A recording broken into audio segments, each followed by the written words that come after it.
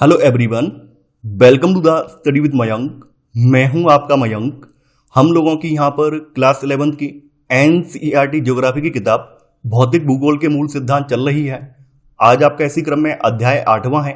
यहां पर हम लोग वायुमंडल का संगठन और संरचना के बारे में पढ़ेंगे। तो चलिए स्टार्ट करते हैं आज का वीडियो। देखते हैं हमें क्या क्या डिस्कस करना है। यहां पर आज के अध्याय में हम लोग वायुमंडल यानी कि एटमॉस्फेयर के बारे में पढ़ेंगे। देखिए, इससे पहले भी हम लोगों ने क्लास 7th में वायुमंडल के बारे में पढ़ा था। आज के अध्याय में हम लोग थोड़ा सा और विस्तार में पढ़ने वाले हैं। जैसे हमारे शरीर को ऊर्जा के लिए भोजन की आवश्यकता होती है, वैसे ही हमें जीवित रहने के लिए श्वसन के रूप में ऑक्सीजन गैस की आवश्यकता होती है। तो ऑक्सीजन जिसे हम ग्रहण करते हैं वो हमें इसी वायुमंडल से प्राप्त होती है। हमारा वायुमंडल जो है ये विभिन्न प्रकार की गैसों का मिश्रण है। यानी हमारे वायुमंडल में बहुत सारी गैसें पाई जाती हैं और ये हमारी पृथ्वी को लगभग सभी ओर से घेरे हुए है। यहाँ पर मनुष्यों और जंतुओं के जीवन के लिए जो आवश्यक गैस है, जिसको प्राणवायु गैस कहा जाता है, तो यहाँ पर ऑक्सीजन भी उपलब्ध है। इसके अलावा यहाँ पर पौधों के जीवन के लिए कार्बन डाइऑक्साइड गैस भी पाई जाती है। देखिए, वायु के कुल द्रव्यमान का 99% भाग जो है ये पृथ्वी की सतह से 32 किलोमीटर की ऊंचाई तक स्थित है। यहां पर बताया गया है कि जो आपकी पृथ्वी की सतह है, यहां से लेकर 32 किलोमीटर की जो ऊंचाई है, यहां तक आपका जो वायुमंडल है या वायु है उसका 99% हिस्सा इसी में पाया जाता है। इसका रीजन ये है क्योंकि गुरुत्वाकर्षण बल के प्रभाव की वजह से जो वायुमंडल का हिस्सा है वो इसी रेंज में पाया जाता है। और जैसे जैसे आप ऊंचाई पर बढ़ते जाएंगे वैसे वैसे वायुमंडल जो है विरल होता जाएगा। नीचे के स्तरों में यानी कि आपकी सतह के पास जो वायुमंडल है वो काफी ज्यादा सघन होता है और जैसे जैसे आप ऊंचाई पर बढ़ते जाते हैं वायुमंडल विरल होता जाता है।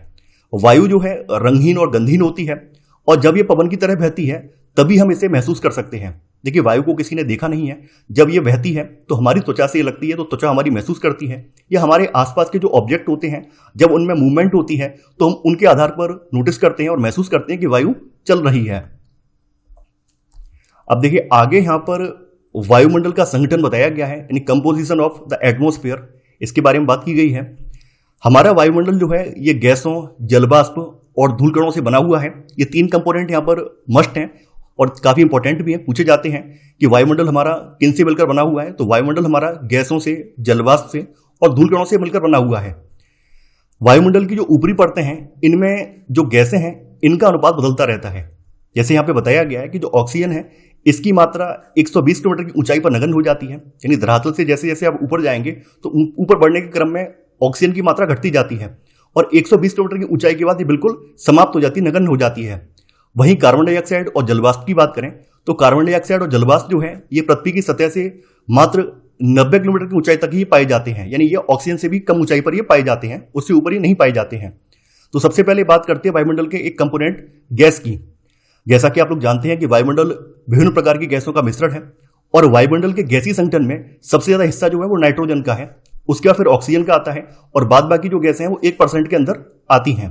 तो वायुमंडल के गैसीय संगठन में 99% भाग जो है वो केवल नाइट्रोजन और ऑक्सीजन का है, जबकि शेष 1% का प्रतिनिधित्व जो है ये मुख्यतः आर्गन और सूक्ष्म मात्रा में जो अन्य गैसें हैं जैसे कि कार्बन डाइऑक्साइड है, मीथेन है, हीलियम है, क्रिप्टॉन है, इनके द्वारा किया जाता है। यानी कि हमारे यहाँ जो वायुमंडल में सबसे ज्यादा गैस जो मिलती है वो नाइट्रोजन है। उसके बाद सेकंड नंबर पर फिर आपका ऑक्सीजन का स्थान आता है।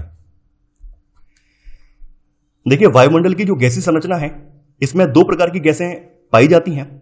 एक तो यहां पर स्थिर या फिर स्थायी गैसें हैं। स्थिर या स्थायी गैसों से मतलब यह है कि इन गैसों का जो रेशियो है वायुमंडल में ये हमेशा स्थिर रहता है, इनका प्रतिशत जो है हमेशा स्थिर रहता है। तो इसमें ऑक्सीजन, नाइट्रोजन और आर्गन आ जाती हैं, तो ये स्थिर गैसें हैं। जैसा कि आप देख पा रहे हैं, नाइट्रोजन हमारे वायुमंडल में इसका प्रतिशत कितना है 78.08, ऑक्सीजन का कितना है 20.95, आर्गन का जो है 0.93 है। वहीं अस्थिर या परिवर्तनशील गैसें का मतलब क्या है कि ये जो गैसें हैं इन गैसों का निर्माण और विनाश होता रहता है। यानी जो हमारे मानवीय क्रियाकलाप हैं उनकी वजह से इन गैसों का प्रतिशत बढ़ता या घटता रहता है। तो परिवर्तनशील गैसों में जो है जलवाष्प आ जाती है, कार्बन डाइऑक्साइड आ जाती है, ओजोन है, हाइड्रोजन है, हीलियम है, नियॉन है, जेनॉन, क्रिप्टॉन, मीथोन, ये सब क्या है अस्थिर या फिर परिवर्तनशील गैसें हैं। सबसे पहले बात करते हैं नाइट्रोजन की। तो जैसा कि हम लोग जानते हैं कि वायुमंडलीय गैसों में नाइट्रोजन का प्रतिशत जो है सर्वाधिक है।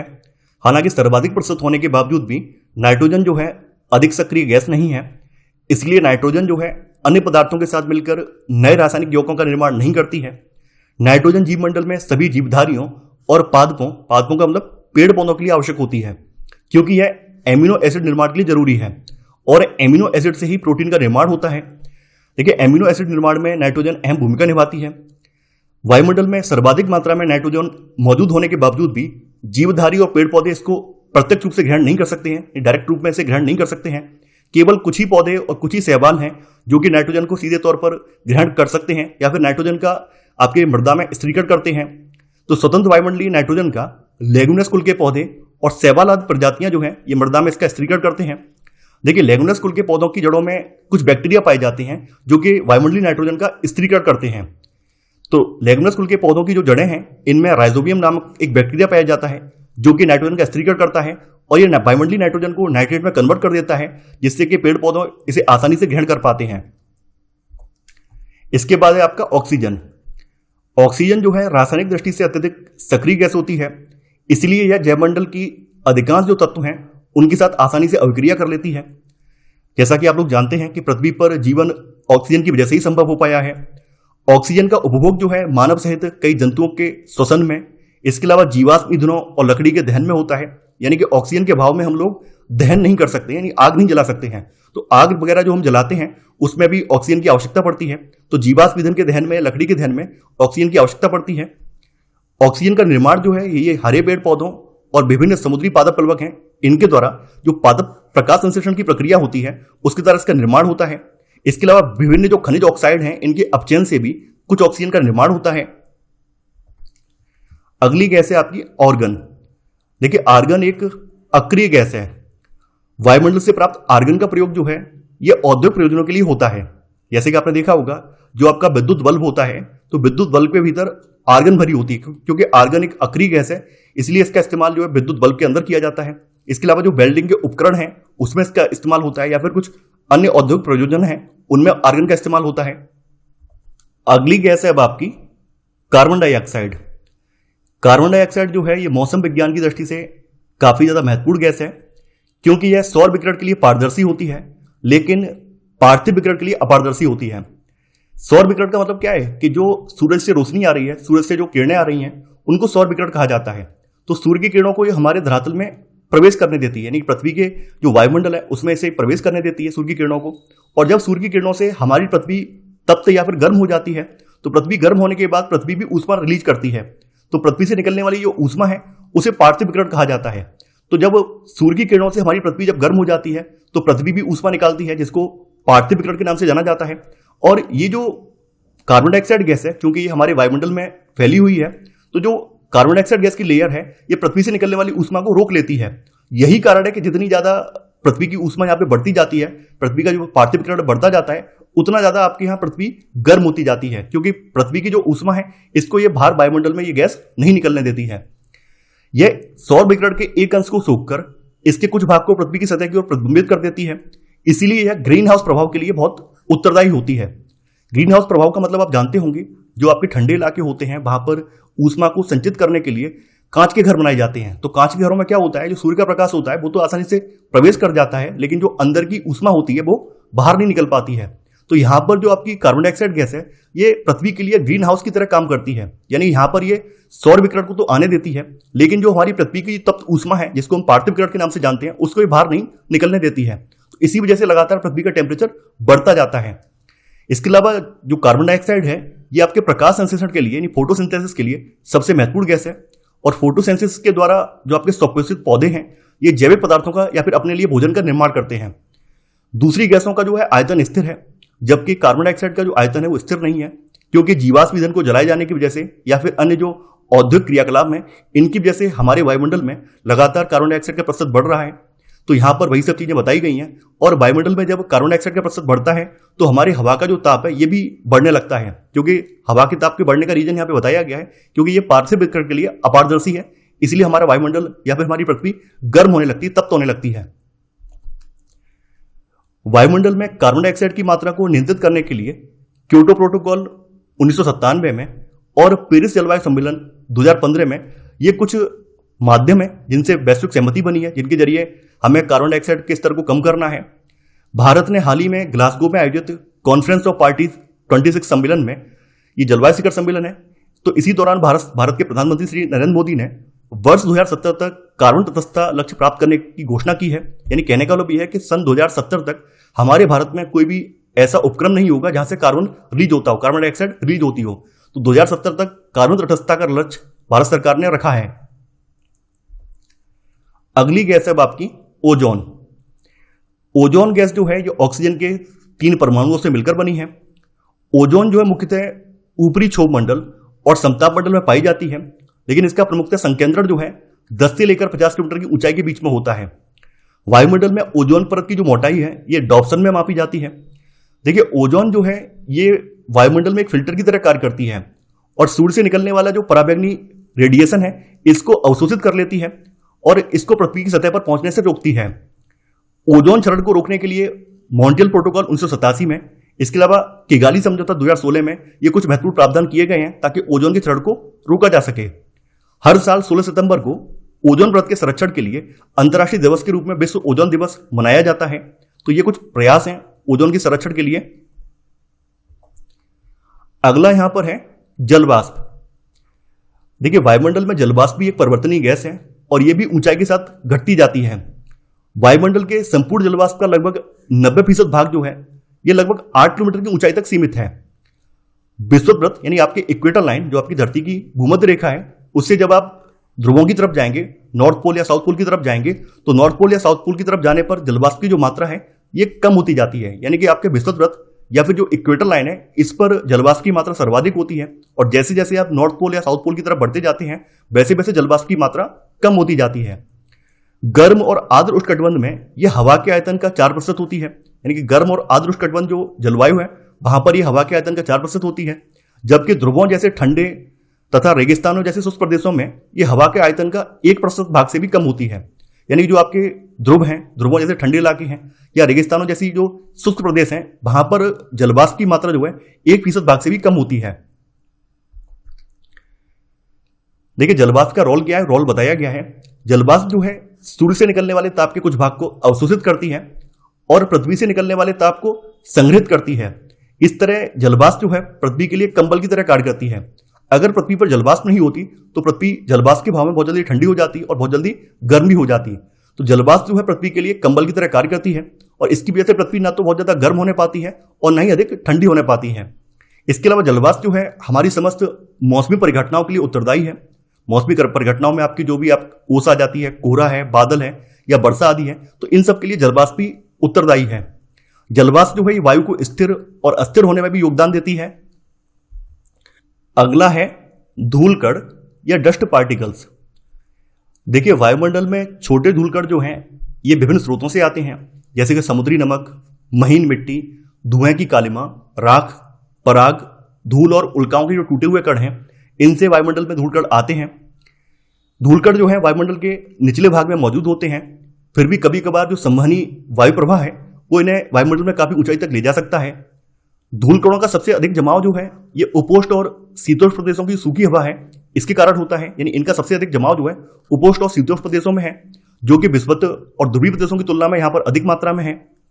धूल और नमक के जो कण हैं ये आर्द्रताग्राही केंद्र के रूप में या आर्द्रताग्राही नाभिक की तरह कार्य करते हैं, जिनके चारों ओर जलवाष्प संघनित होकर मेघों का निर्माण करती है। देखिए, वायुमंडल में धूलकण जो है ये आर्द्रताग्राही जो नाभिक है इसकी तरह ये कार्य करते हैं और इन्हीं आर्द्रताग्राही नाभिकों के चारों ओर जलवाष्प संघनित होती है, तो ऐसे करके वायुमंडल में मेघों का निर्माण होता है। अब है वायुमंडल की संरचना यानी स्ट्रक्चर ऑफ द एटमॉस्फेयर।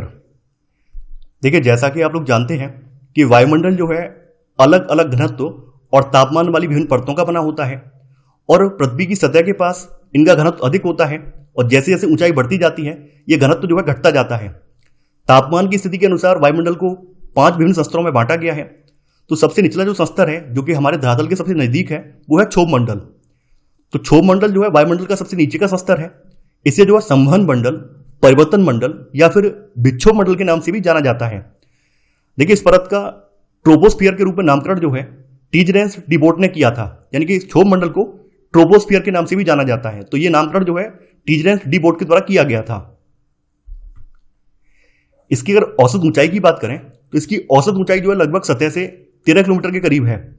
हालांकि यह ध्रुव के निकट 8 किलोमीटर है और विषुवत वृत्त के करीब इसकी ऊंचाई जो है लगभग 18 किलोमीटर की ऊंचाई तक है। देखिए क्षोभ मंडल की मोटाई विषुववृत्त के नजदीक ज्यादा है। इसका रीजन ये है क्योंकि यहाँ पर तेज वायु प्रवाह होता है, तो तेज वायु प्रवाह होने की वजह से जो ताप है उसका अधिक ऊंचाई तक संवहन होता है। इसी वजह से इक्वेटर लाइन पर जो क्षोभ मंडल है उसकी ऊंचाई ज्यादा है। इस स्तर में जो है धूलकण और जलवाष्प मौजूद होते हैं, यानी कि क्षोभ मंडल में ही धूलकण और जलवाष्प मौजूद होते हैं। और मौसम संबंधी सभी घटनाएं जो है इसी स्तर में घटित होती हैं, यानी कोहरा, पाला, बादल वगैरह जो है, वर्षा वगैरह, वो इसी स्तर में सब घटित होते हैं। इस स्तर में प्रत्येक 165 मीटर की ऊंचाई पर तापमान 1 डिग्री सेल्सियस या प्रति 1000 मीटर की ऊंचाई पर तापमान 6.5 डिग्री सेल्सियस की दर से घटता जाता है। यानी कहने का मतलब यह है कि जैसे जैसे हम क्षोभ मंडल में ऊपर बढ़ते जाते हैं तो प्रत्येक 165 मीटर की ऊंचाई पर तापमान में 1 डिग्री सेंटीग्रेड की गिरावट आ जाती है। या फिर अगर हम 1000 मीटर की ऊंचाई पर जाएंगे तो 1000 मीटर की ऊंचाई पर जाने पर तापमान में 6.5 डिग्री सेल्सियस की गिरावट आ जाती है। जैविक क्रियाओं के लिए सबसे ज्यादा महत्वपूर्ण स्तर है ये, यानी यहां पर अधिकांश जैविक क्रियाएं इसी स्तर में होती हैं। क्षोभ मंडल समताप मंडल से क्षोभ सीमा द्वारा अलग होता है। यानी क्षोभ मंडल और समताप मंडल के बीच की जो सीमा है, यानी यहां पर आप देख पा रहे हैं, इसको क्षोभ सीमा कहा जाता है। विषुववृत्त के ऊपर क्षोभ सीमा में हवा का तापमान जो है -80 डिग्री सेल्सियस और ध्रुव के ऊपर इसका तापमान जो है -45 डिग्री सेल्सियस होता है, जो कि काफी ज्यादा इंपॉर्टेंट है, आपको याद भी रखना है। यानी इसका जो आपकी क्षोभ सीमा है, तो क्षोभ सीमा में हवा का जो तापमान है वो इक्वेटर लाइन के ऊपर -80 डिग्री सेल्सियस और ध्रुवों के ऊपर -45 डिग्री सेल्सियस होता है। इसके बाद है आपका समताप मंडल या स्ट्रेटोस्फीयर। देखिए समताप मंडल जो है ये क्षोभ सीमा के ऊपर 50 किलोमीटर की ऊंचाई तक पाया जाता है। जैसा कि आप देख पा रहे हैं क्षोभ सीमा है, तो क्षोभ सीमा के ऊपर ये 50 किलोमीटर की ऊंचाई तक पाया जाता है। समताप मंडल परत की खोज जो है टीजरेंस डी बोर्ड के द्वारा की गई थी। जैसा कि हमने आपको बताया था कि जैसे जैसे हम क्षोभ मंडल में ऊपर बढ़ते जाते हैं तो 1000 मीटर की ऊंचाई पर यहां पर 6.5 डिग्री सेल्सियस की गिरावट आ जाती है। लेकिन समताप मंडल में उल्टा होता है। समताप मंडल में कुछ दूरी तक तो, यानी कि जो क्षोभ सीमा के कुछ नजदीक जो परत है वहां पर तो तापमान जो स्थिर रहता है, लेकिन जैसे जैसे आप फिर ऊपर बढ़ते जाएंगे तो तापमान फिर बढ़ने लगता है। इस समताप मंडल में तापमान में वृद्धि होने लगती है और वृद्धि का जो मेन कारण है वो यहाँ पर मौजूद ओजोन गैस है। यानी इसी लेयर में ओजोन गैस पाई जाती है और ओजोन गैस के द्वारा जो आपका सौर्यक पराबैंगनी विकिरण है उस तरंगों का अवशोषण होता है और यहाँ पर विरल घनत्व वाली जो हवा होती है इसी की वजह से यहाँ पर तापमान बढ़ने लगता है। यानी यहाँ पर एक तो ओजोन गैस जो है जो सौरिक पराबैंगनी विकिरण को अवशोषित करती है, इसके अलावा यहाँ पे विरल घनत्व वाली हवा होती है, इसी वजह से समताप मंडल वाली परत में तापमान बढ़ने लगता है। तो यहाँ पे वही चीज बताई गई है। इस मंडल के निचले भाग में एक समान तापमान रहता है। देखिए समताप मंडल जो परत है ये मौसमी परिवर्तन रहित होता है, यानी यहाँ पर कोई भी मौसमी परिवर्तन नहीं होता है। यानी यहाँ पर वर्षा वगैरह या फिर बादल वगैरह ये सब चीजें यहाँ पर नहीं होती हैं। यहाँ पर वायु जो है क्षैतिज दिशा में चलती है, अतः यह मंडल जो है आपके जो विमान वगैरह हैं, एरोप्लेन वगैरह हैं, उनके उड़ाने हेतु आदर्श स्थिति प्रदान करता है। यानी जो आपके वायुयान वगैरह हैं वो इसी मंडल में उड़ते हैं। कभी कभी निचले समताप मंडल में उच्च स्तरीय पच्छाद मेघ, जिन्हें मदर ऑफ पर्ल क्लाउड या फिर नेक्रियस क्लाउड भी कहते हैं, ये दिखाई पड़ जाते हैं। यानी कभी कभी जो समताप मंडल का निचली स्तर है जो कि क्षोभ सीमा से लगा हुआ है, यहाँ पर कभी कभी पक्षावी मेघ या फिर मदर ऑफ पर्ल क्लाउड या फिर इन्हें नेक्रियस क्लाउड कहा जाता है, ये कभी कभी दिखाई देते हैं। समताप मंडल मध्य मंडल से समताप सीमा, जिसको स्ट्रेटोपोज कहा जाता है, इसके द्वारा अलग होता है। यहां पर आप देख पा रहे हैं ये समताप मंडल मध्य मंडल की सीमा है, इसको समताप सीमा के नाम से जाना जाता है। इसके बाद है आपका मध्य मंडल या फिर मेसोस्फीयर। देखिए मध्य मंडल जो है समताप मंडल के ठीक ऊपर 50 से लेकर 80 किलोमीटर की ऊंचाई तक फैला हुआ है। जैसा कि आप देख पा रहे हैं यहां से लेकर ये यहां तक 80 किलोमीटर की ऊंचाई तक ये फैला हुआ है। अब देखिए यहां पर आप देखेंगे कि जैसे जैसे आप यहां पर बढ़ेंगे तो यहां पर क्या तापमान में गिरावट होने लगती है। देखिए जो ये वाली रेखा है, ये रेखा तापमान को इंगित कर रही है। जैसा कि आप यहां पर नीचे से देख पा रहे हैं, क्षोभ मंडल में यहां पर देख पा रहे हैं, क्षोभ मंडल में तापमान में गिरावट हो रही है। फिर जैसे ही हम समताप मंडल में पहुंचे, समताप मंडल में कुछ दूरी तक तो तापमान स्थिर रहा है, लेकिन फिर से यहां पर तापमान बढ़ने लगा है। फिर मध्य मंडल में जब आएंगे तो तापमान कुछ दूरी तक स्थिर रहा है, फिर तापमान घटने लगा है। फिर जैसे ही आप यहां पर आयन मंडल में पहुंचेंगे तो कुछ दूरी तक तापमान स्थिर रहा है, फिर तापमान बढ़ने लगा है। तो यहां पर आप देखेंगे इस स्तर में ऊंचाई के साथ साथ तापमान में कमी होने लगती है और 80 किलोमीटर की ऊंचाई तक पहुंचकर यह तापमान जो है -100 डिग्री सेल्सियस के करीब पहुंच जाता है। मध्य मंडल की जो ऊपरी परत है इसको मध्य सीमा या मेसोपोज कहा जाता है। देखिए इस मंडल में गर्मियों के दिनों में ध्रुवों के ऊपर नॉक्टिलुसेंट बादलों या फिर निशादीप्त बादलों का निर्माण होता है। अब आपकी चौथी परत है आयन मंडल या आयनोस्फीयर। देखिए मध्य मंडल के ऊपर 80 से लेकर 400 किलोमीटर के बीच में ये स्थित होता है। 80 से लेकर 400 किलोमीटर के बीच में यहाँ पर आयन मंडल, जिसको वायुमंडल भी कभी कह दिया जाता है, तो यहाँ पर ये स्थित होता है। आयन मंडल में विद्युत आवेशित कण पाए जाते हैं जिन्हें आयन कहते हैं और इसीलिए इस परत का नाम पड़ा है आयन मंडल। पृथ्वी के द्वारा भेजी गई रेडियो तरंगें जो होती हैं वो इसी शस्त्र के द्वारा पृथ्वी पर वापस लौटा दी जाती हैं और यहां पर ऊंचाई बढ़ने के साथ साथ तापमान में वृद्धि स्टार्ट हो जाती है। अगली परत है अब आपकी बहिर्मंडल या एक्सोस्फीयर। देखिए एक्सोस्फीयर जो है वायुमंडल का सबसे ऊपरी स्तर है जो बाह्य वायुमंडल या आयनमंडल के ऊपर स्थित होता है और इसे बहिर्मंडल भी कहते हैं। इस स्तर में सभी जो मौजूद घटक हैं, इन वायुमंडल के सभी जो घटक हैं वो विरल होते हैं और धीरे धीरे ये घटक जो हैं ये बाहरी अंतरिक्ष में मिल जाते हैं। यहां पर वायु का जो घनत्व है ये अत्यंत कम होता है और इसके कारण यह निहारिका जैसा प्रतीत होता है। निहारिका मतलब एक गैसीय बादल को निहारिका कहते हैं, तो ये निहारिका जैसा ये मंडल प्रतीत होता है। यहां पर तापमान लगभग जो है 5000 डिग्री सेल्सियस से भी ऊपर पहुंच जाता है, लेकिन इसको महसूस नहीं किया जा सकता है। तो ये था हमारा आज का वीडियो। आई होप आपको आज का वीडियो पसंद आया होगा। आप लोग इस वीडियो को लाइक और शेयर करना बिल्कुल भी मत भूलिए। इसके अलावा जैसा कि हम लोग पहले ही आपको स्पष्ट कर चुके हैं कि अब आपको कोई नोट्स बनाने की आवश्यकता नहीं है। आप डायरेक्ट हमारे टेलीग्राम चैनल को ज्वाइन करके वहां से नोट्स को ले सकते हैं, तो इससे आपका समय बच जाएगा और आप अन्य विषयों की तैयारी भी कर पाएंगे। तो आशा करता हूं कि आपको इस सीरीज समझ में आ रही होगी। देखिए आप लोग वीडियो को बहुत कम देख रहे हैं, तो ये आपके लिए दुर्भाग्य की बात है। इतना सब मेहनत करने के बाद भी, इतना अच्छा कंटेंट देने के बाद भी आप वीडियो को देखते तक नहीं है, तो आगे चलकर ये चीज़ आपको समझ में आने वाली है कि आपने क्या मिस कर दिया है। मैं आप सबसे गुजारिश यही करना चाहूंगा कि समय रहते आप वीडियो देखें, ताकि आपके मन में जो भी डाउट या क्वेरी चल रही होती है उनका तत्काल निवारण हो सके। तो आशा करता हूं कि आगे से आप इन चीज़ों का ध्यान रखेंगे। तो आज के लिए इतना ही। Thanks for watching. जय हिंद।